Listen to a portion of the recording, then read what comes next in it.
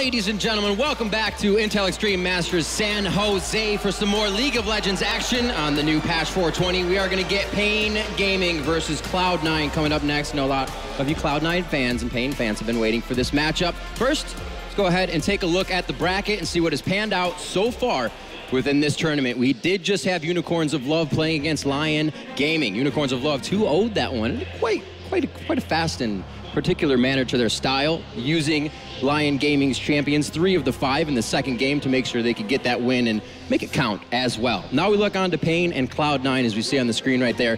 This is going to be a fantastic matchup to see where Cloud9 has come from and what have they been doing with their off time here, and where paiN Game is at, because they didn't really get what they wanted in their trip to Worlds because they didn't go, but now they're trying to represent themselves back on the scene. They beat Kaboom though.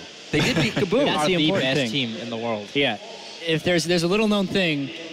Oh, do it. If you're not watching Reddit. Listen, here it is. It's a thing called a linear title belt. Basically, going back all the way to the Season 1 World Championship when Fnatic won, the next time they lose, you pass the belt. Right. Going into Worlds, that was actually in Alliance's hand when they lost to Kaboom. The last team to beat Kaboom was paiN, so paiN has it now. paiN has it.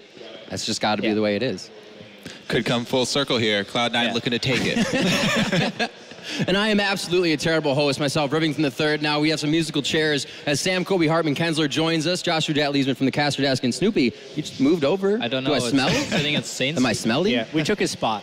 We did. So. But they're going to be on the casting desk, which will be pretty sweet to see Monty, D-Man, and Saint getting some casting. I know a lot of people have been waiting for that and are all just like glued to their screen right now. Coming into this matchup, what are we looking at? Kobe, what are you looking at from Cloud9 to paiN? Is it mid lane? Is it jungle? What do you think? So I'm really excited to see Cloud9 because I know that out of the North American teams, they were the ones that got back to practicing the quickest after coming back from Worlds. So they've been putting a lot of time in on, the preseason and stuff like that. And also, Meteos and High, I'm really looking to see how well Meteos and High can play together, because jungle and mid, the combination is so much more important now than it ever was. It already was a huge part of the game, but that's really where a lot of these games are being made nowadays. And we see Cloud9 hanging out in their green room, getting ready for these matches, just kind of calm, cool, collected area. Not doing too much scrimming, probably got enough of that done, don't want to overdo themselves, and they want to be ready for the matches because paiN, they're not a team to really be messed with. What are you thinking for this matchup, Jet? Is it going to be Cloud9 right off the bat, or is paiN going to put up a fight? Cloud9's the obvious favorite, right? I think, but as we learned from Worlds, you cannot underestimate a team from the Brazilian region, especially paiN, who had a miraculous qualification tournament. They destroyed people right there, and we honestly don't know how well Cloud9 has adapted to these season changes. Normally, Cloud9 is a team that adapts quickly, but I've been hearing that they have had some struggles. High, in particular, isn't playing that well right now. He struggles. Maybe the rest of the team will, because he's such a shot-calling force. Yeah, I think with the new season, it's really hard to predict clear winners coming into these games, because they could discover something that other teams haven't discovered quite yet. I think that's going to be a huge issue. Meteos specifically, he's really strong when a new patch comes out of hammering out what it means with the jungle and the huge changes that have happened in the jungle this time. Meteos is one of the key junglers, I think, in the Western scene especially, to basically figure it out and understand what's the most optimal thing to do at this point in time, which is Trailblazer, by the way. Solved it. Yep. There we go. Okay, go ahead. Well, I was just going to add on to that. Like, there's so many things. We're already talking about people being predictable, like a couple games in here. You don't have to go for both your buffs at the beginning anymore. Like, I've been experimenting with a lot of things. There's junglers you don't even need blue buff to clear the jungle now. You can hand off your first buff to the mid laner at Kobe, level 5 or something. Don't say that. I just gotta say, I'm just telling you, you can. It's so painless to hand off blue buff now. Well, you're revealing. Who is it? Who are they? What junglers? Well, Vi is my favorite just because I love that champion. Yeah, so next time you're Vi with Kobe, take his blue. Level 1. Just grab it. Take it away. So you're saying Trailblazer is going to be throughout the whole tournament. Well, how crazy is it if we don't see the Trailblazer, if they pick up something else? They're going to pick the true damage on hit one if they pick Warwick. I think that's about as crazy as it's going to get. Maybe we'll see a chilling fight. It could be good. Even in OGN, Bengi didn't really. I'm pretty sure he went Trailblazer. He did Trailblazer on Warwick. Yeah. So I think it's going to be the standard is just Trailblazer right now. Yeah. For this patch. I think we have the perfect analysts here too. If you think of the people that are going to be rotating through. We might focus on the jungle this time. 4 junglers and a coach is what we end up having. And the jungle pathing at the start of the game will be the most fascinating thing. Whether or not they know to clear the little minions when they counter jungle with blue buff. You should. Yep. And that also, the early jungling path stems from the early warding. Like, the early wards are so important. If you get a deep ward now, because the respawn timers are 100 seconds rather than 50, you get so much more information. If you see a camp get taken, you get double the time that you can actually predict where the other jungler is going to be because you know what he has available to him. I would like to see a lot more top laners getting aggressive wards in, whether it's just on Gromp or on Krugs or something. I just want them to get a deeper ward in. It's something we saw when we got a chance to see Korea. The solo laners were getting deeper wards in. I want to try and see that a lot more often from these teams, just to kind of path out where the jungle is going to go. You saw Kiki's exploit that last game. He knew they started on Gromp, and then consequently they assumed he was on Krug because the bot lane started on Gromp. It makes it very predictable. So I want to see these top laners getting vision deeper in the jungle. I want to talk a little bit about that, the camp leave as well with the experience. That research that goes into it. Now, this is pretty much mostly for Snoopy, but for all of you being on the team's most recent, that research for a jungler is huge. That just doesn't come from play. You have to put in the extra hours. Is that kind of a whole team thing, or is that on the jungler to know that he shouldn't be leaving those camps? Well, actually, nowadays, it's probably going to fall to analysts because they're constantly watching your games. And they're going to pick up things and see trends. And it actually falls now to analysts. Before, yes, it was entirely on the jungler, and if you didn't notice that, then it was your own fault. But analysts are typically picking that up. Yeah, I mean, that kind of thing will happen from playing if you're a jungler, because it happened to me the first game. I was playing against Cat. First game on the preseason, I was new, and I was like, I'm going to destroy him. I'm going to 3-buff him at the start. I started at one of his buffs, and he was higher level than me because you actually get more experience from the small ones than you do from the buff now. It's not even that the experience was moved there. You get more from the small ones. I won. Yeah, that was the first Still won the game from coming back for it. So with that coming in, Cloud9 maybe think they're going to have a lot better time on this with the research that they do, with the analysts that they have. They have a great manager as well that makes sure that everything goes pinpoint on those teams. So with paiN, we have 2 Koreans in the bottom lane, kind of doing their own thing, but can still communicate with the team, hopefully putting up some big numbers. Do we see anything that they're going to start with? Are they going to try to come out fast? Do we know paiN for hitting the game early? The Draven, return of the Draven. Oh, geez. Yeah. We see that? Well, the player they have as an AD carry used to draw Draven bans when he played in OGN. And Sneaky is also a Draven player. If they're feeling loose with their picks, they could do it. I don't think so. I don't think so either, but it would be very entertaining. But if it happens, we called it. That's Lacti and Ollie in the bottom lane. We will see if that does come to fruition for those two. Also, haven't seen some lane swaps this time. We thought we would with a Gnar. That's been just interesting fact. Don't really need to talk about that too much. But Cloud9, obviously one of the favorites here. Do they obviously look at this game as they want to win, but do we think they've kind of trained for this game, or kind of end game tournament, they're ready to win?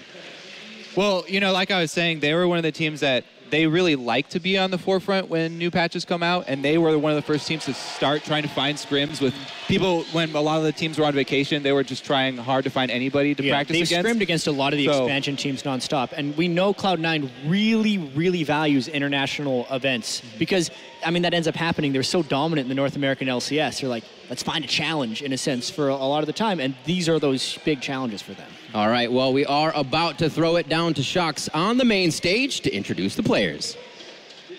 Very much, Rivington. It is indeed time to meet our teams now.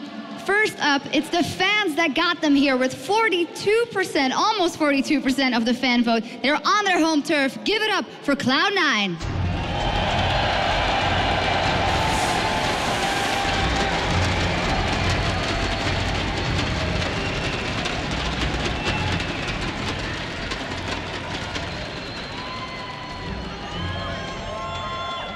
And their opponents, they absolutely decimated their opponents in the Brazilian qualifier to get here. There's no strangers to IEM. Ladies and gentlemen, give it up for paiN Gaming.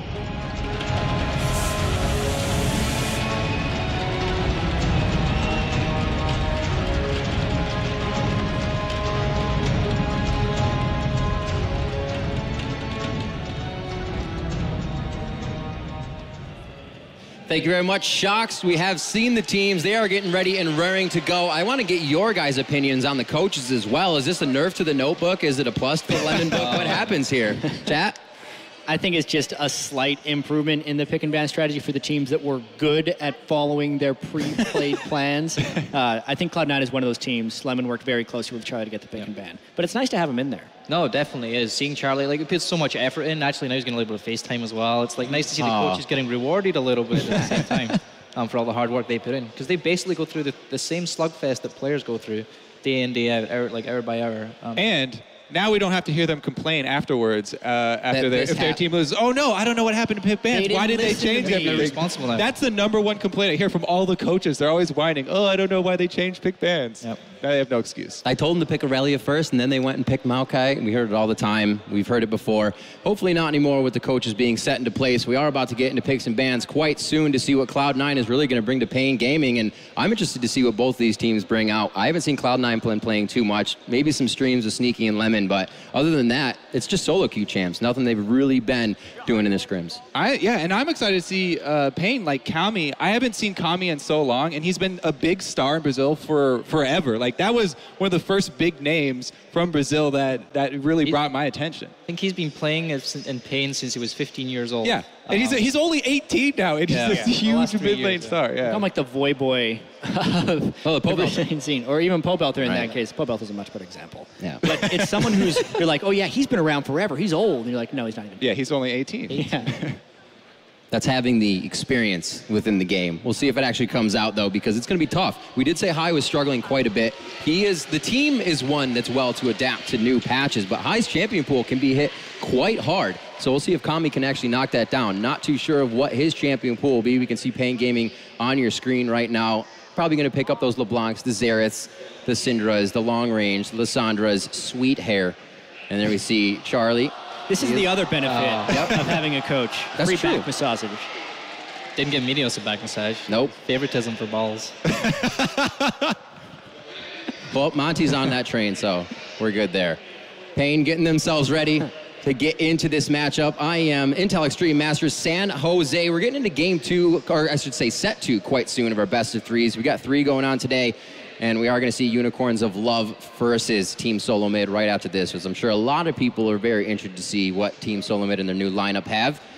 But as we start this one soon into picks and bans, we can see the teams milling about, chatting. It doesn't look like paiN actually has a coach on their backside. Didn't currently see one at the time.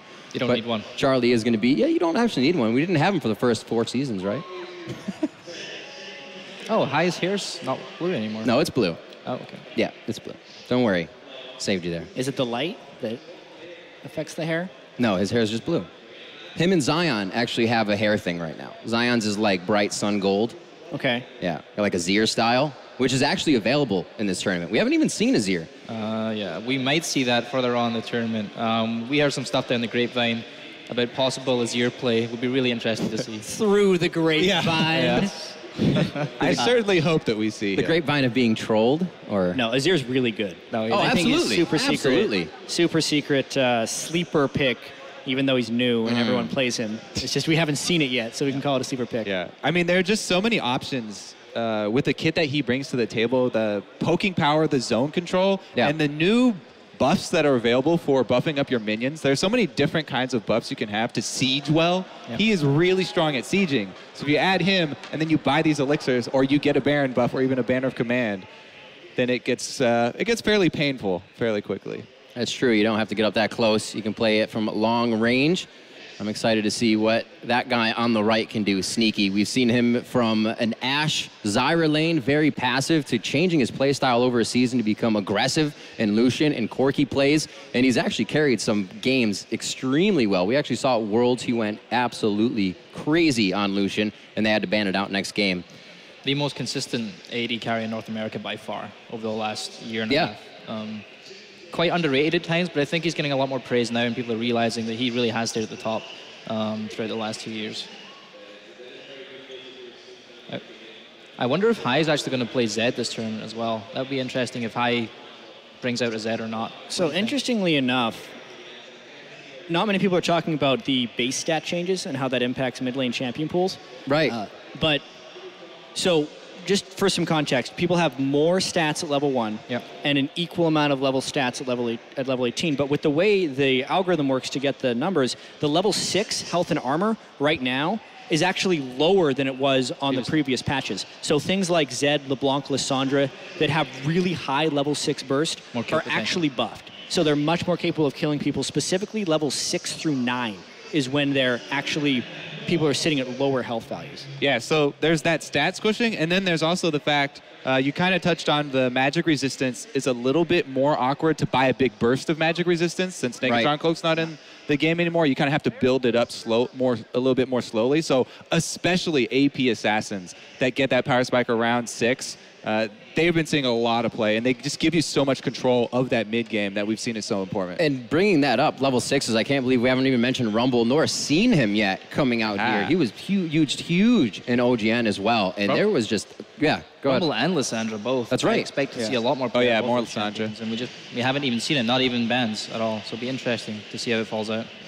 This game around, I think there will still be a lot of focus on Gnar for that top lane. Lecco, to get here, he had some very strong Gnar games, so I think that'll be a pretty big pick for paiN coming in. But as you mentioned, Rumble, you always have to worry about giving that one away to Balls and Cloud9. So what other junglers haven't we seen that may creep out? Kale came out last game. We also saw Eve as well that really didn't make too much of an impact, but he held his own towards the mid game. We just saw it get outscaled completely. What could be on the list? Pantheon is huge right now. Right, he's been getting some bans. His passive just gives you extreme amount of value. You don't even have to use it to try and take an early dragon.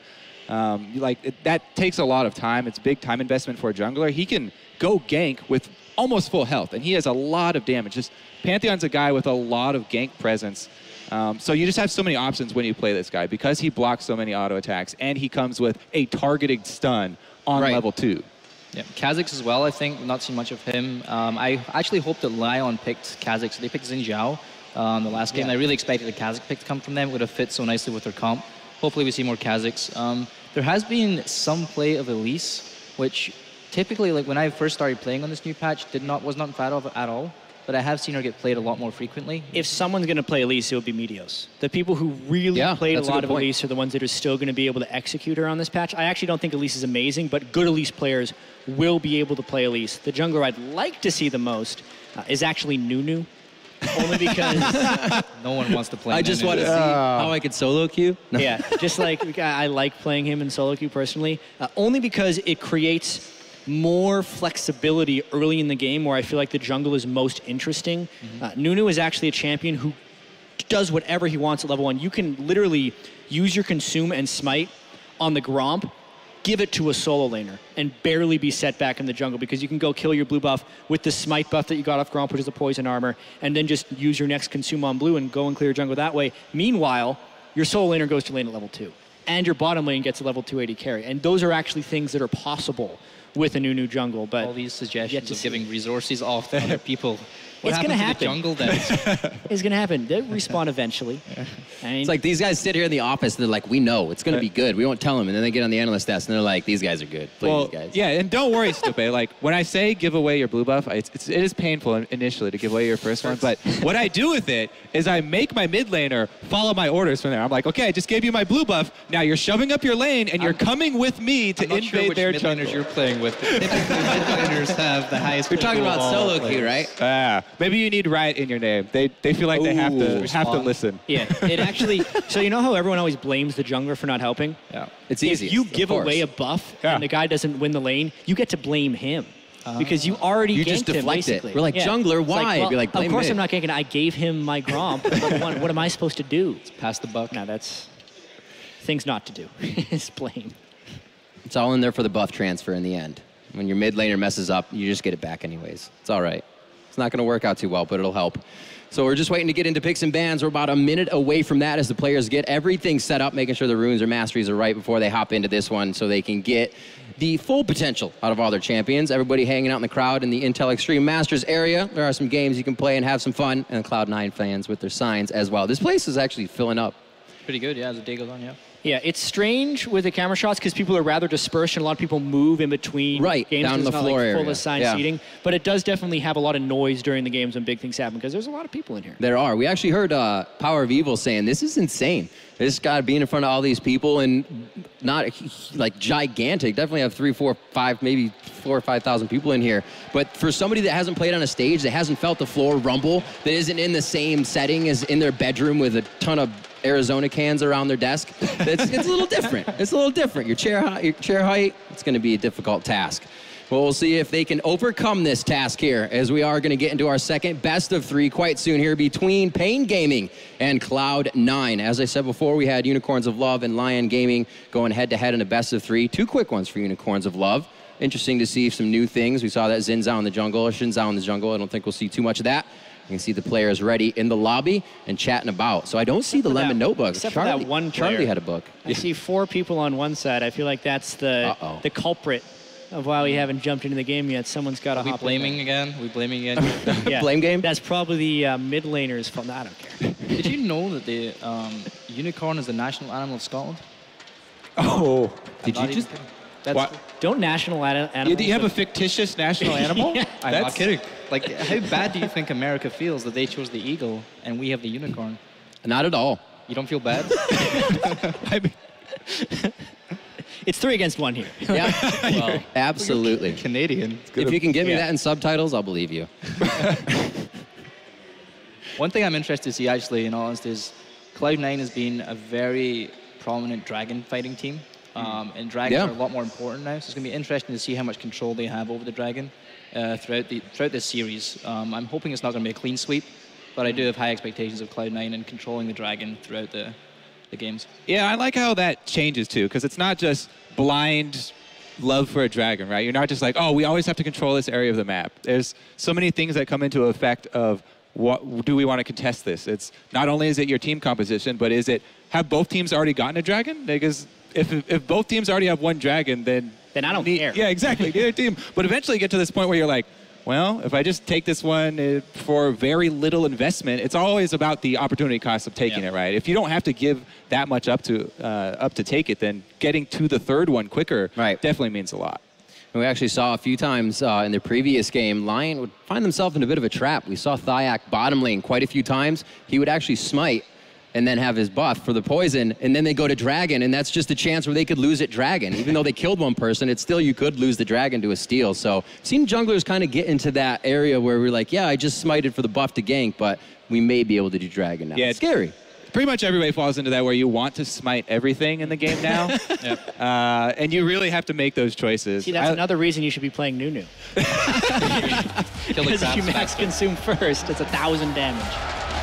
Oh, let's see how much damage they can take out of the game here with Zed. Jace being taken out from Worlds. Right. He has been on that ban list.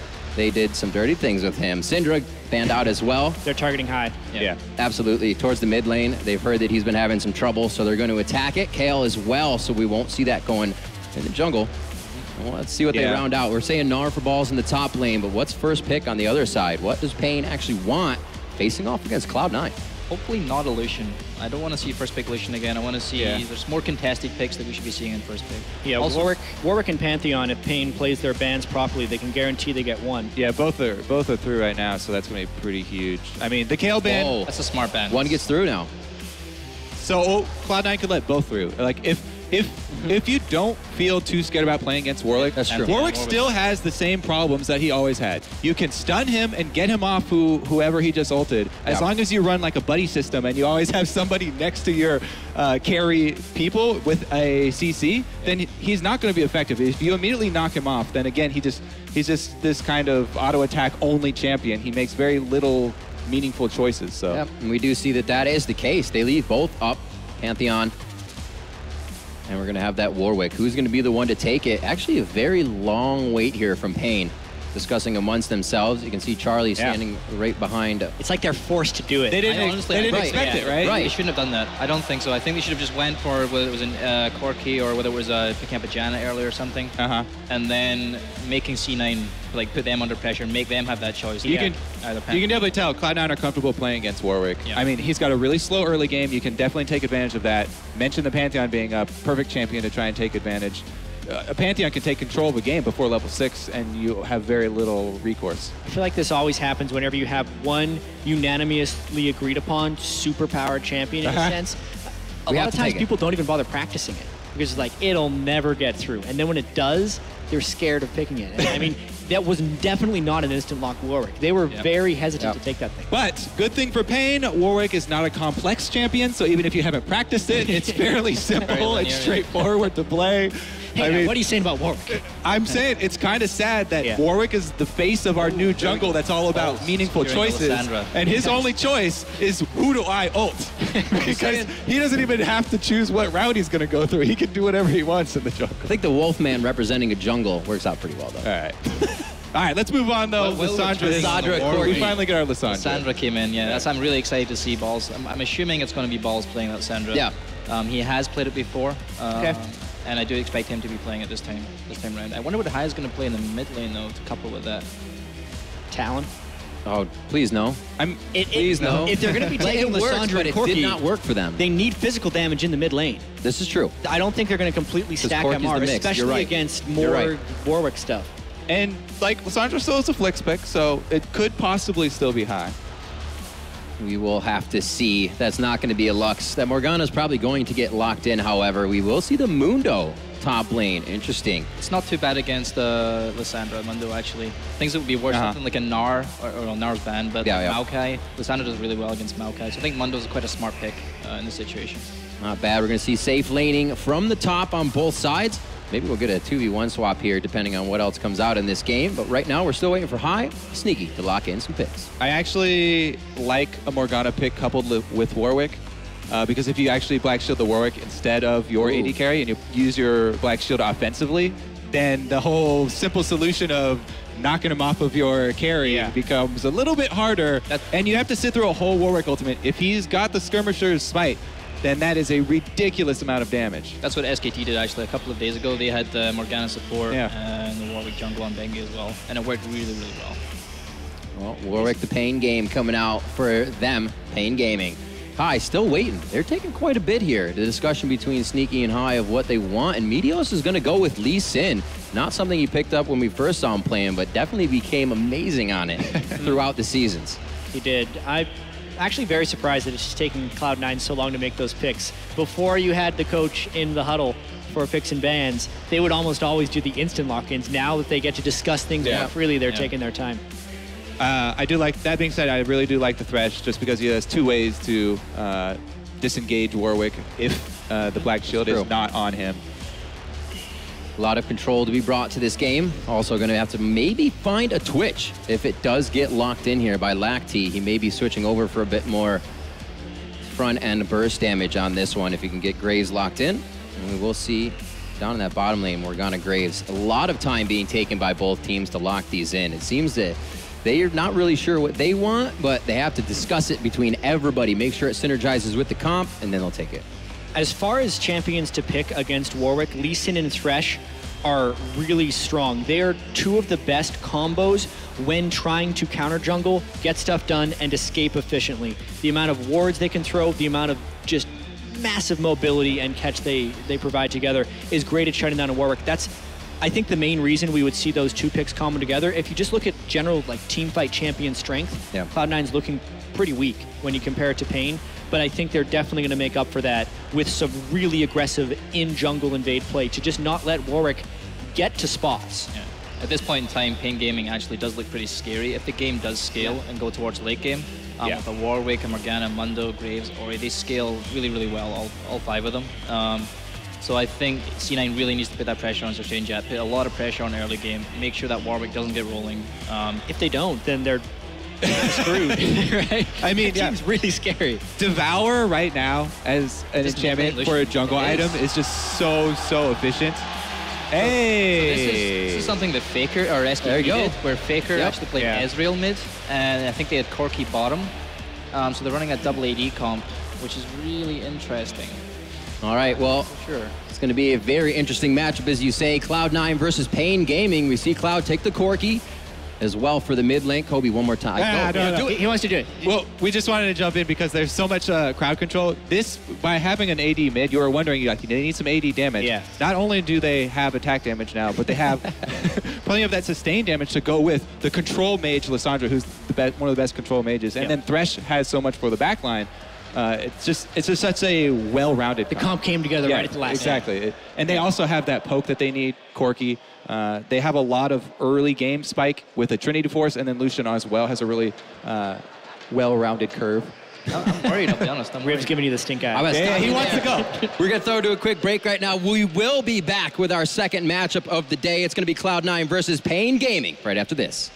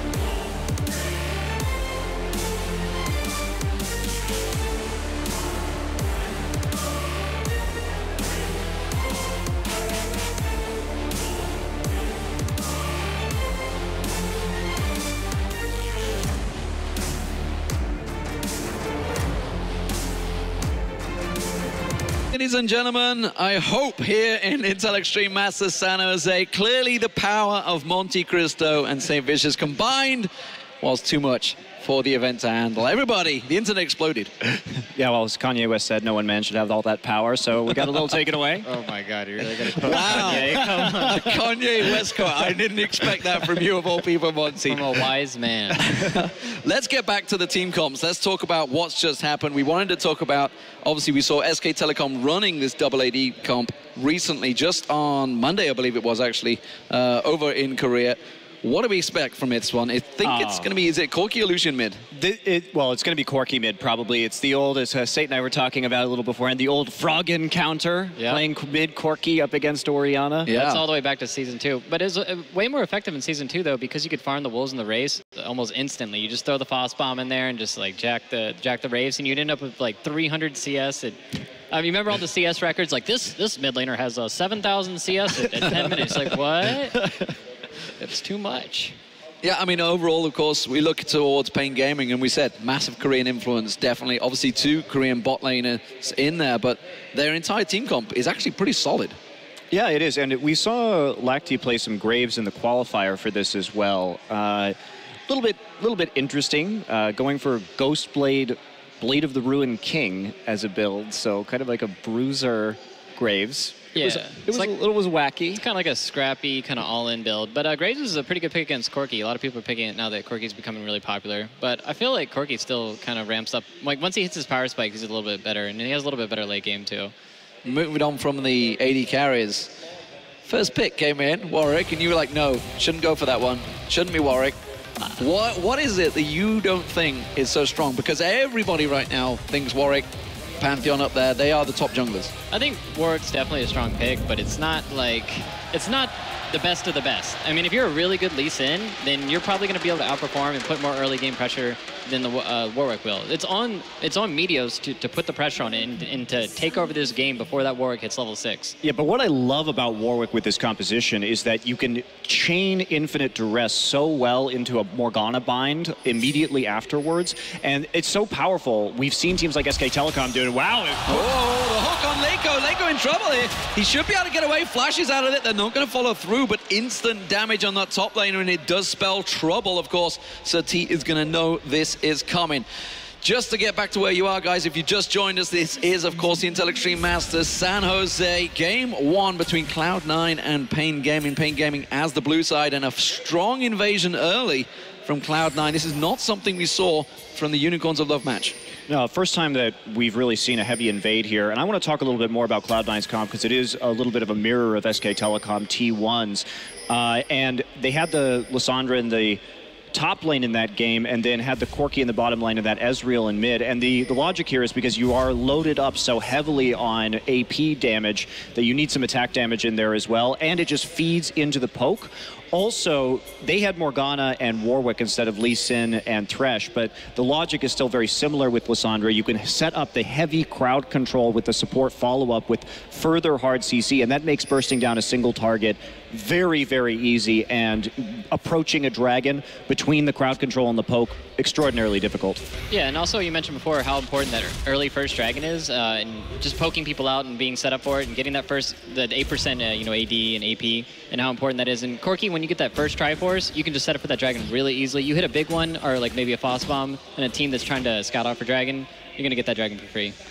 Well, high in this mid lane, up against Cammy. It's not the usual combo we're used to seeing a Corki versus an Orianna, but as you mentioned, back in Season 2, when Frogman was coming up with all sorts of random objects, playing Lee Sin mid, which nobody was expecting. Meteos is going to get a lot of help here, a lot of leashing from Balls, so this is going back to 2014 season all over again, just having that top laner following, because, of course, we haven't mentioned the fact that they have had lane swaps. It's a 2v1.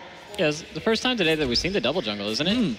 Most people have just been going standard. They're not really trying to be creative with their setups and lanes or anything like that, or even the rotations. But I think the double jungle is like still the way to go. It's still pretty effective, and because of the way the freeze works. Yeah, unfortunately, right here, Balls is going to catch a big wave coming in. Look at the nice early ward there from the Trinket, and this was not really frozen properly, and Balls is just going to get all of that XP and not be zoned out hardly at all by Lacti. A little bit questionable. Yeah, I think that's going to be really bad. This is going to be like 2 levels worth of experience. Meanwhile, if you look in the bottom lane, Mundo's just getting denied by the Thresh and the Lucian. He can't farm, like you can see that they're even blocking his cleavers. They can't even farm with cleavers. You can't even walk up to even get in the experience range. So what's going to happen is they're going to rotate the lanes back, and you're going to have this like level 4, level 5 Lissandra against a level 2, level 3 Mundo, and she's just going to bully him and be able to make TP plays on the map. Yeah, the last time I was watching paiN and the Graves came in, they did lane swap it, and then he went, Lacti went for an early Avarice Blade, and Warwick. God, it's very tricky to pin down a Corki when he's got that Valkyrie already leveled up, level 3.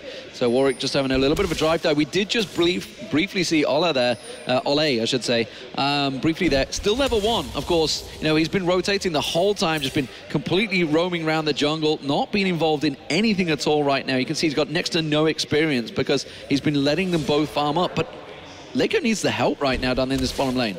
Yeah, but the problem with this is level 1 Morgana and a level 3 Mundo versus level 3 Thresh and level 3 Lucian. I think they're going to get bullied out pretty hard. So it doesn't matter if the Morgana's going to be here helping him. He's still going to get denied the farm. Yeah, you can't really do anything until you have Black Shield against that Thresh either, because you're just too vulnerable to the crowd control coming in. Yeah, they throw that random hook in. Morgana gets caught. She's just going to get 2-shot. Well, top lane, we do see, of course, Balls in full control. And you don't even need to look at the difference between the two top laners right now. 22 CS to 9 already. Obviously, already hit level 4, getting close to 5 already. Balls is. Meanwhile, down this bottom, they go a long way off it. A lot of pressure on the tower. They should just clear this wave out. This is finally Leiko's time to get some farm, but you can see the damage that Sneaky's immediately putting on. That's a good dart binding. The tower hits as well. Mistake there. They do manage to land the Death Sensors. Hook straight in there. Can they catch on towards him? The Ignite is running, but they didn't quite have enough to take down Leiko. I'm really kind of disappointed that Balls didn't actually TP right there, because I think there was a really good opportunity to try and get that kill. I might want to save the TP just so he has it for the pressure on Dragon. I don't really... He's pretty happy. Like, he's getting free farm. He's going to have TP. He's going to have that ready. And, like, let's say they send the Mundo top now to meet that Lissandra. You see he's backing. They're probably going to rotate the lanes out. I think he wants to hang on to that TP just so he has that pressure.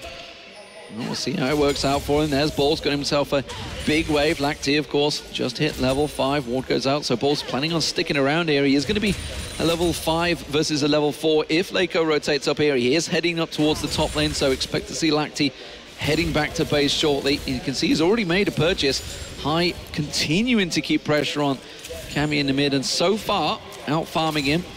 And not unsurprising, really. Of course, he's now hit level 6. Expect to see those rockets flying out, but it's going to be a tricky fight. Orianna versus Corki. It's not a straight-up easy win for High. Yeah, I'm surprised he's actually winning that matchup after that devastating level 3 Warwick gank that he had on him earlier. I don't know how you're ever supposed to recover from that. Oh, boy. Well, Skirmisher Saber showing up for the first time today. Unsurprisingly, I mean, when you have 2 AD carries effectively on the same team, it's possible for Warwick to nearly one-shot them with a strong ultimate. So we'll see if that actually comes into play right here. But I do think that probably Cloud9 is going to control that well enough. They have enough peel that it shouldn't be the biggest issue. Yeah, they have Lysandra locked down, they have Lee Sin kick, they have Thresh, Flay, and Hook. I think they have a lot of ways of avoiding that Warwick ult. And a lot of what's happening now is QSS is, what, 1,200 gold now? So a lot of people are going that second item. And also gives a lot of good magic resist. Like, they're a very AP-heavy comp out of paiN Gaming. So I wouldn't be surprised to see some really early QSSs coming out of the AD carries. Well, something we did see is Balls going back once again, being back a couple of times. So, of course, got that double CS in that top lane over Laco. Has got himself the second Thoran's Ring along with the Amp Tome. And now it looks like Meteos is going to pay a visit towards that top lane. There's a ward coverage in the river if he needs it. He has, of course, got the... it's the Gromp, not the Gromp, it's the Raptor. Raptor Wraith Raptor, they were what they call these days. But yeah, it gave him instant vision that he knew that, of course, as soon as it pinged off, he knew there was a ward in that river, which means he's going to return back to the red buff. Meanwhile, Sir T hasn't hit level 6 yet. We'll see once he gets that Infinite Duress whether he's going to make any ganks.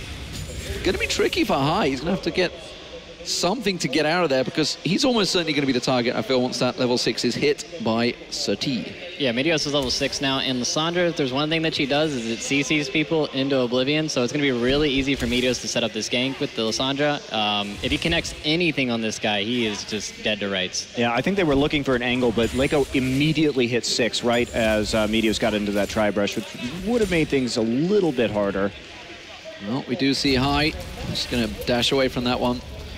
No panic. Something you do need for Warwick is you need someone to slow him down for you. That's for sure. You do need a little bit of setting up. I'll give you that one. But we'll see how the damage works out from it. Ole is coming around. We'll see whether that Dark Binding manages to land and fight its target. Cammy still covering off. He's done a hell of a lot of roaming in this one. And you can see Lemonation mimicking that as well, coming around to give the support. It is a blue buff that they are going for. Maybe expecting an invade here, but nothing is coming. We do see Balls going down. He's just simply going to ward it out. And actually, it looks like a dragon rotation. Yeah, not really sure what the Morgana's doing there. She's just running straight through the lane, and then she shows up and does a black pull on the blue, and then she shows up there. So this is why C9's going for this dragon play. They saw Morgana just run over to hand off that blue. They know they're nowhere around. So it's going to be like a free dragon for Cloud9. Oh, the Dark Binding not quite landing. Little late reactions on the Valkyrie there, but that is going to be the dragon picked up. Look, Lacti close to catching it out. Doesn't manage to get it with that bookshop, and instead there's 4 members of paiN Gaming. There's the ultimate being propped from Laco very early on. Can he land that cleaver? He does, and Sneaker's going to get caught out. The slow goes down, but there's just not enough damage following through. Laco wants to go for it, but nobody else is on the same page. He backs away. And that was a little bit sloppy in teamwork from paiN. Yeah, and look at that too. Losing the teleport for nothing at all right there. Cloud9 just really snuck that out, and High getting kind of that arbitrarily ulted in the mid lane. That didn't do the damage. Shockwave! Oh, he flashed, tried to follow through, wasn't quite close enough. Good reactions from High there. And he does get out of it. And that Warwick gank didn't work, mate. That looked really unsynced up. I mean, he ultied. Orianna was nowhere in range to do her ball combo. And it's pretty hard to just one-shot. He still has heal up. He didn't even Valk or do anything like that to get away until like the Warwick flashed after him. So it just looked like they're really synced up or unsynced on that gank. It's something we saw, of course, Unicorns of Love. While they had that dominant performance, there was a few questionable teamwork moments, but it is early days. It is the first game of the day on this big stage here in San Jose. The Intel Extreme Masters. Ping ward down, and Balls finds that one. He will clear that out. And Laco has returned to lane, but Meteos, he's sneaking up. Should move unseen, and Elimination joining. This may actually be the first tower dive on Laco, and possibly the first blood. Yeah, this is where the chain CC can really come into effect. They're going to wait for Lysandra, see if Laco moves up just a little bit more. I think he knows something's up. I don't think he's going to fall for this. Like, yo, where's Thresh? Wait, bot lane, where's he at? Well, it could still be a full dive. I mean, he's going straight for it. There he is. Balls tries to lock him up, but he does instantly flash away. And, well, he's going to clean up the farm. They're not even putting pressure on the tower. Yeah, I'm surprised they're actually not looking to take advantage of the fact that they have the TP up on him and do like a 4-man play bottom or try to do a dive or anything like that. The Lissandra's in a really good position to affect the bot lane, and it's kind of weird that they're going to roam the Thresh up there to pressure the Mundo who doesn't have TP. Is that just a case of Balls is just like, I've got such a dominant lane right now, just back away, I'm happy to leave the tower up for a little bit longer to just smash him? I mean, it could be that. He really needs the Morel Nomicon in order to deal with this Mundo, because that's the thing, is getting the Grievous Wounds down. Well, I think one of the reasons why we're not seeing as much Mundo anymore is that there are so many champions that can just build this Morel Nomicon easily. We've seen Matathenes fall off a little bit since the changes to the Magic regen. And that really just shuts down Mundo hard. All of a sudden, you don't have to worry so much about taking as many Ignites that you used to have on previous patches. Just, it'll be rough. It's going to be rough here pretty soon. Yeah, I mean, for only 2,200 gold, you just completely negate Mundo's ultimate, and it's a really great item overall, but I don't think you're going to be seeing it on anybody outside of Lissandra this game. Maybe you'll see Morel's Nomicon Corki, you got the CDR on the rocket, right, shooting it, but I think you're only going to see it on Lissandra. Yeah, definitely. I was speaking more generally when we see it on the mid laners in the previous games as well. Dark Binding's not going to get close to finding his home from all of that. Instead, we're going to see Sneaky putting some pressure on Lacti. Remember, that tower took some damage early on. We do have 3 members of Cloud9 moving towards the mid lane at the moment. Balls is also making a move down the river, so everybody is collapsing. It is going to be the jungle. We can see them moving around, trying to get that vision out there. They want to fight for this red buff, and I'm not too sure paiN can respond. I really like what Cloud9's doing here. It's like the dynamic duo. Any kind of CC jungler with Lee Sin, you have like or CC support like a Thresh or a Morgana. You just go around the jungle together and you just look for picks. Like, you get the deep vision in, you know where the enemy jungler's at, and then you just bully him out. And Warwick can't really deal with this. Oh, Surtees going to be the one they lock up, and he's in all sorts of trouble. There's the first blood. Meteos is the one that picks it up, but that was a clean kill. And if you're asking before why I thought Warwick is overrated, it's because of this specific reason. If you have a very aggressive support and a very aggressive jungler, and you start going into the enemy jungle and controlling it, vision controlling it, if you get caught out, you have no way of escaping. You have no moves. You can't run fast. Your E doesn't work unless they're low health. Wow. Oh, Lacti's in trouble. Culling lands indeed. He's going to use that heal. He's going to try and stick around. He's putting good damage down. Elimination, not quite enough. Sneaky finishes him off there as Meteor tanks it out. Elimination's going to go down. Oh, he gets something back there. Something out of nothing, honestly. That was good work from Lacti in the end there to just put the damage down on him in the first place. Yeah, they're going to lose the tower here, though. I mean, this is going pretty disastrously for paiN at the moment. It really is an issue of divide and conquer, and the difference between Ole's roams and Elimination's roams have, I think, told most of the story of this game. You also have to look at the CSing in the jungle. Warwick is a jungler that's supposed to farm up and scale up in items and just be ahead in CS, and he's actually behind Lee Sin, who is a heavy gang jungler, so I think that's going to be really devastating for paiN Gaming as it comes into the mid-game. And you knew, like, before we even started, Meteos was going to Lee Sin, regardless, because that's all he's been playing lately. I mean, yeah, I see him a lot in solo queue. He's always been a Meteos, Meteos has always been a Lee Sin fan. I mean, he may not be the flashiest Lee Sin player, not like, oh my god, did you see that sick, nasty, like, insect he did? No, he's a workhorse. He's going to move around and team up with Elimination, and Elimination is really good about vision controlling, so that's why I like the Lee Sin pick for Cloud9 here. Well, Cloud9 have that 1,000 gold advantage, dragging up in just 20 seconds time. We'll see whether it is Cloud9 that make the moves for it right now, because Balls has that teleport going back up towards the top lane. Nico trying to put pressure down, but Lacti in all sorts of trouble here. He's going to get teleport support from Nico.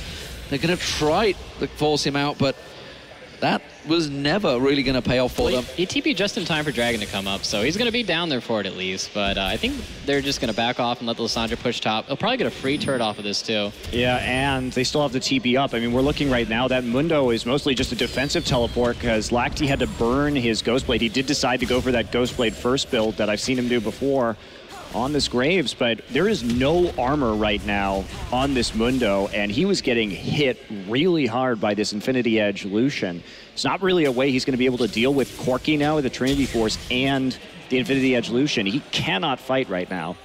some risky play from Lacti here. He's going to go for Sneaky, see if he can get the damage down. Sneaky tries to dash away. There's one shot. Is it enough? No, the ultimate misses. And now Sneaky in trouble. Infinite duress. He will pick up the kill, but the rest of the team had been decimated at the back there. Balls comes around and picks up a double. And now Surti on the tower. I don't think you're going to die that way, buddy. It's going to be a simple pickup. Oh, unfortunately, it was Lemonation that got the final kill, but a 3-for-1 almost certainly will lead to an easy dragon for Cloud9. Yeah, you could at least got some tower damage there while I was running around. I mean, come on, that's like 3 autos. Like, I'm like pretty disappointed with this play. Elimination with the unnecessary hook, too. Make sure that that tower damage got the kill to go to him. Oh, boy. Oh, that shockwave so close to paying off. One more shot. There it is. High gets the kill. And it ends up being a 4, and possibly this mid turret could well go down as well. Cloud9 picking up everything in the 16th minute of the game. This is why you pick mid lane Corki with the Triforce. You get that level 11 super fast, which is level 11 on Corki is a massive power spike. You will literally two-shot any squishy with a Foss Bomb Triforce proc. And you can see it just bullies out the Orianna. She can't hold the turret. She can't even roam. You can't roam against the Corki. You'll get there faster than you, and he has poke to deal with you. So is that something we've seen throughout so far? Obviously, we saw it a lot throughout the 2014 championships, is the mid-game. It's all about the mid-game right now.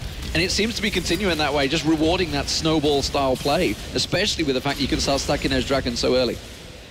Well, under normal circumstances, you would not be able to take all of these towers and dragons. This is paiN being very late with rotations, not responding well to the pressure that Cloud9 is putting on, and generally just being very uncoordinated.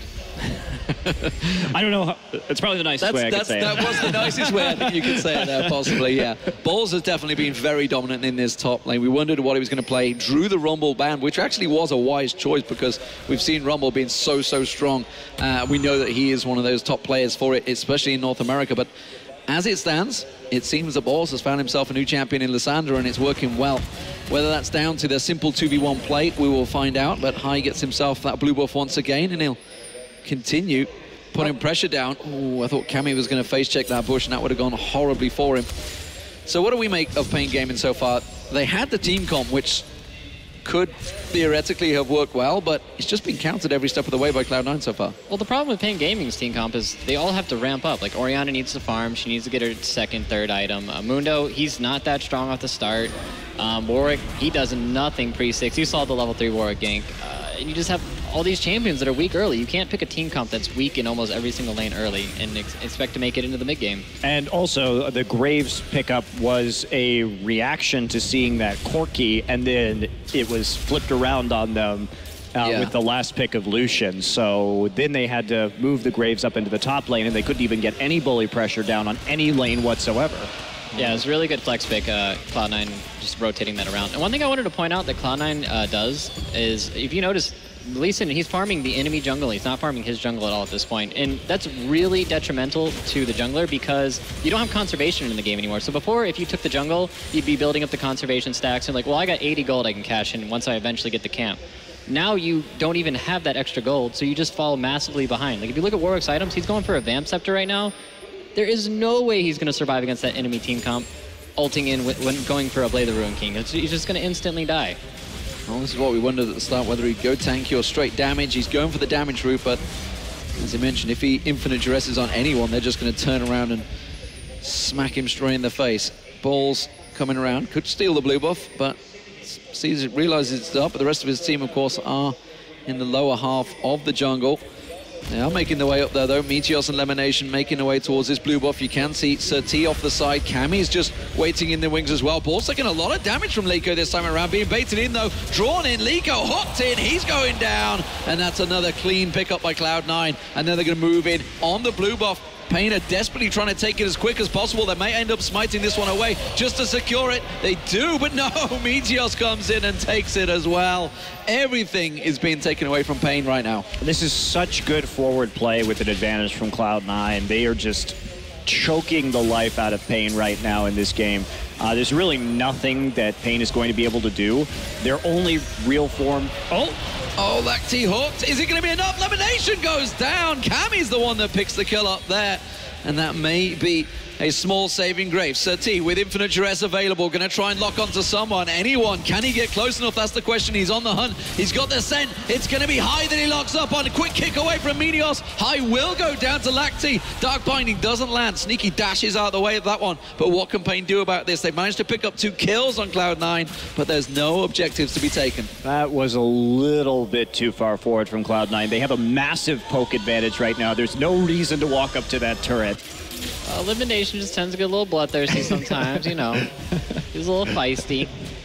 But yeah, they're still doing the same thing. They're taking the enemy jungler, choking off the Warwick, and eventually it's just going to become like a dead limb. He's just going to be like, yo, man, I got a Vamp Scepter. Oh, you guys got 4 items? Okay. And he's just going to be useless in these team fights. And I think that's like what Cloud9 needs to do to shut out this game. They just need to keep controlling the jungle and then, of course, just go in and secure the dragons. Another teleport that didn't work out for Laco. You could see what he wanted to do. He did get the assist gold with that cleaver onto High.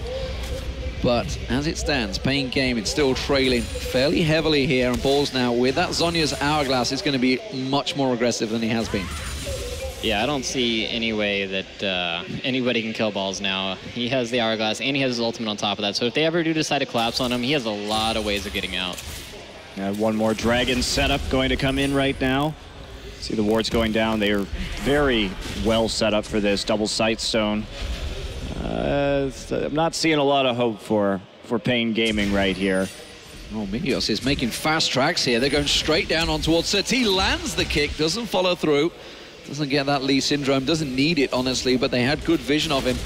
And that was a quick collapse from Cloud9, but paiN Gaming are trying to react from this one. They do both have their top laners teleport 4 balls, but nothing for Laco. There's the dragon spawning.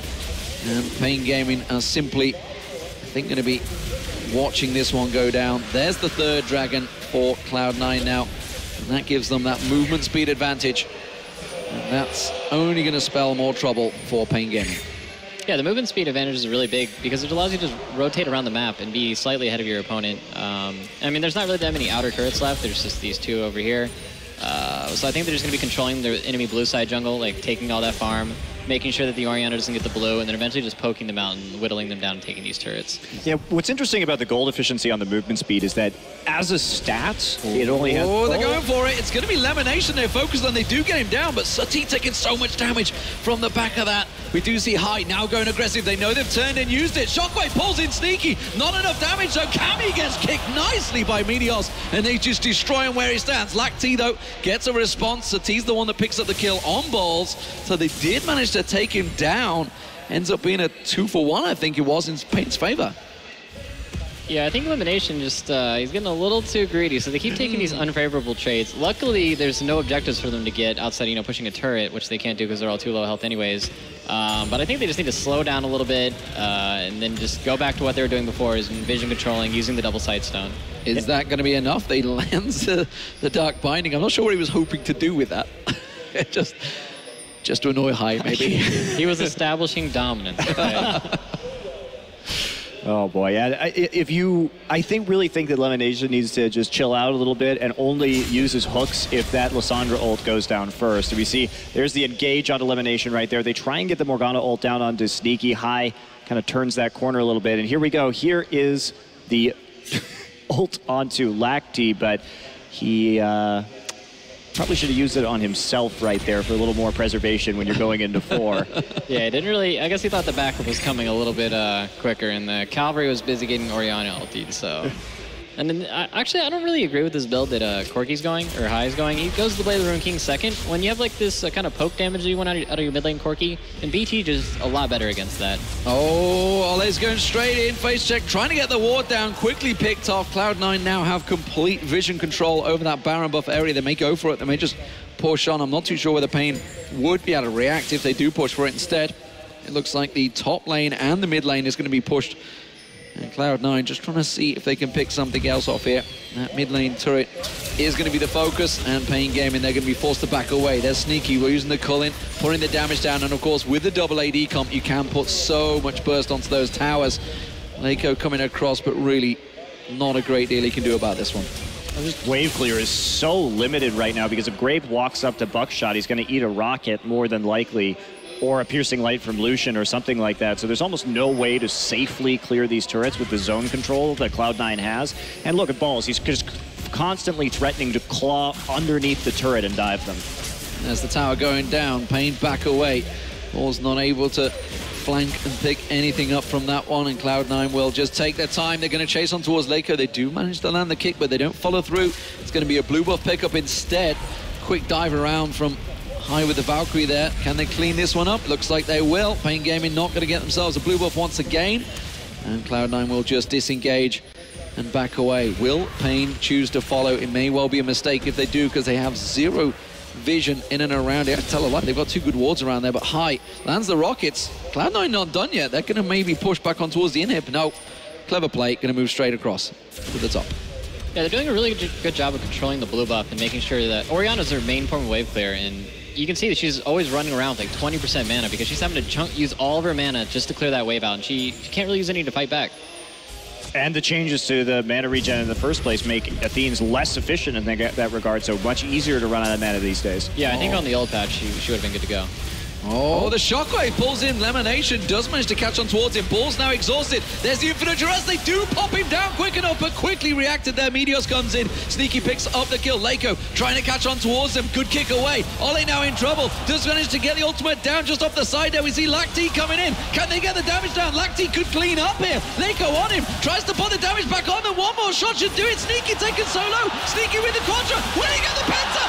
Oh, he does, but it's quickly countered. Meteos gets in there, gets the triple. And wow, a 4 for 5 in favor of Cloud9. Oh, they tried so hard to give that over to Sneaky in this game, but they had to have Meteos finish it off because Lacti did end up taking out for the triple first. Oh boy, okay, so you can see her a little bit aggressive, but Lemonation really the only one who gets caught inside of that shockwave. Balls again gets melted before he can do hardly anything right there. Didn't have a chance to ult even, so Cloud9's, I think their team fighting here has just been a little bit confused. They need to poke down before they actually start going for some of these big engages. And Sneaky on the outside right here, you'll see him dash forward again, trying to get it to him.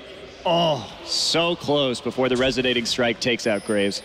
Yeah, I think a lot of this is on Balls. You always see him on the side, like looking to flank the enemy, and I think he just needs to be sitting there trying to be a counter engage rather than initiating the team fights, because it's really on paiN Gaming to initiate the fight and to stop Cloud9 from poking down the turrets. You have a double AD comp, you don't really have to be looking for these picks.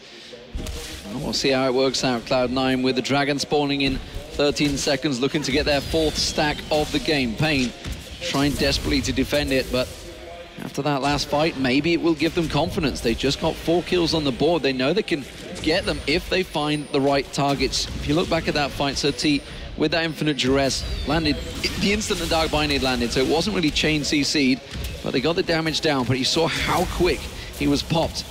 Cloud9, a little bit more cautious about this Dragon this time around. They are feeling a little bit of pressure from paiN Gaming. Yeah, this Dragon's really big because it puts basically a 6-minute timer window on when the game's going to be ending. Oh, they get the Hawk on Sir T. Quick infinite duress, but there we go. Look how quick he goes down. Full damage build. Good shockwave lands on towards him. Lemonation going to be the target. Have they got the damage to follow it off? No, the shield from Meteos keeps him alive, and now Cloud9 just forced them away. High going aggressive on towards Cammy. Cammy running away from this one. Should paiN avoid it? No, Meteos flashes through. Doesn't choose to follow through. There's 3 members of paiN there. Wise choice to back away. And we do even see Balls teleporting to the top to make sure that tower stays alive. And it was all now going Cloud9's way. If you look at how Cloud9 did that team fight, they waited for the Warwick to come into them rather than going after them. And they really have no options because if Warwick dives in, you saw he died literally in 1 hit. I'm pretty sure like Lucy and Infinity Edge crit him, he died instantly. So I think if Cloud9 keeps fighting like this, it's going to be a really rough game for paiN Gaming. I think that Balls could be playing these team fights a little bit better though. If they want to wait for that Warwick ult to come in, I think the best way to use Lissandra in this scenario is just to E forward and ult yourself just to zone off the rest of the team while your double carries force on. But Lemonation a little bit caught out. It's going to get taken down. Lacti gets the kill, but the rest of Cloud9 now claps in towards them. Sir T trying to take down that little scuttling crab in that river. It will give them the coverage of the Baron, but they can't. He's got the moves. They keep resetting on him. They just managed to finally take him down. So they got vision and a ping ward in that Baron, which is almost certainly a target for Cloud9 at this stage with 4 buffs on the board from that Dragon. paiN, though, grouping up. Can they push and take down their first tower of the game? I doubt it with Cloud9. They have very good wave clear. They get a couple of shots on there, but that is all it's going to be for them. Just about 3 shots on a tower. That's tough. Yeah, paiN Gaming could somehow start getting these turret kills. They could even up, like, there's 3,000 gold, global gold just sitting on the outside of the map that they can easily pick up if they could somehow just hold mid and send like Mundo off to split push.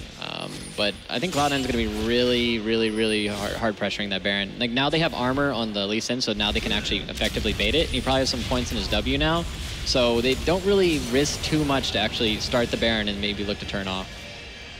Scrying no abuse. Cloud9 spotted, taking that blue buff once again.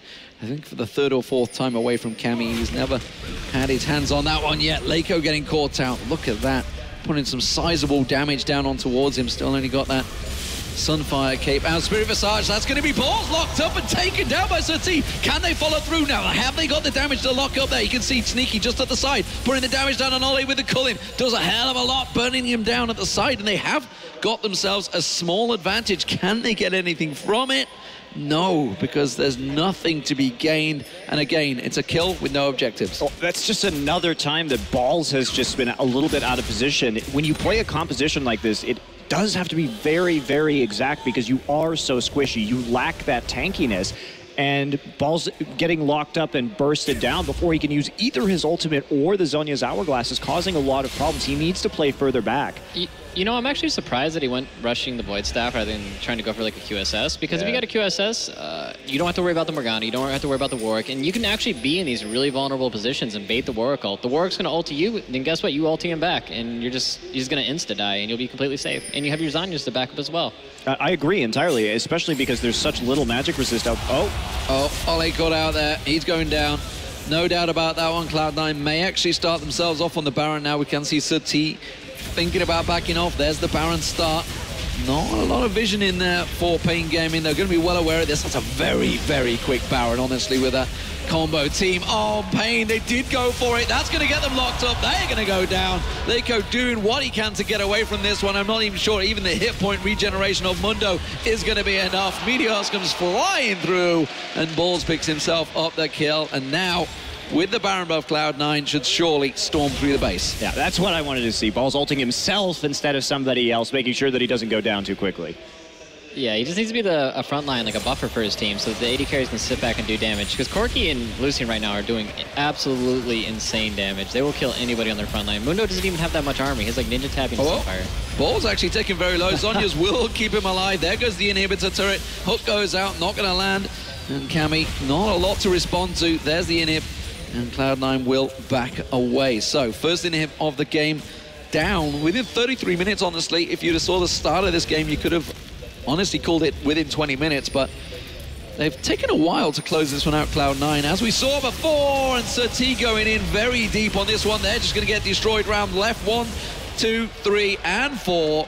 And wow, that was something from paiN Gaming right there. Well, what do you do at this point? Because here, that little timer in the top left of your screen is ticking down to the 5th Dragon buff, and they have Baron. And if they have Baron and the double Dragon buff from the 5th level, there is no way you will hold. Yeah. It's a 16% damage bonus, everything else that comes with it. Everything doubled, of course, with that 5th stack. There's the Nexus turrets going down, ladies and gentlemen. It looks like Cloud9 will take game 1 in the series here at the Intel Extreme Masters in San Jose. It is a best of 3. It's not over yet, but Cloud9 starting out well in this first matchup.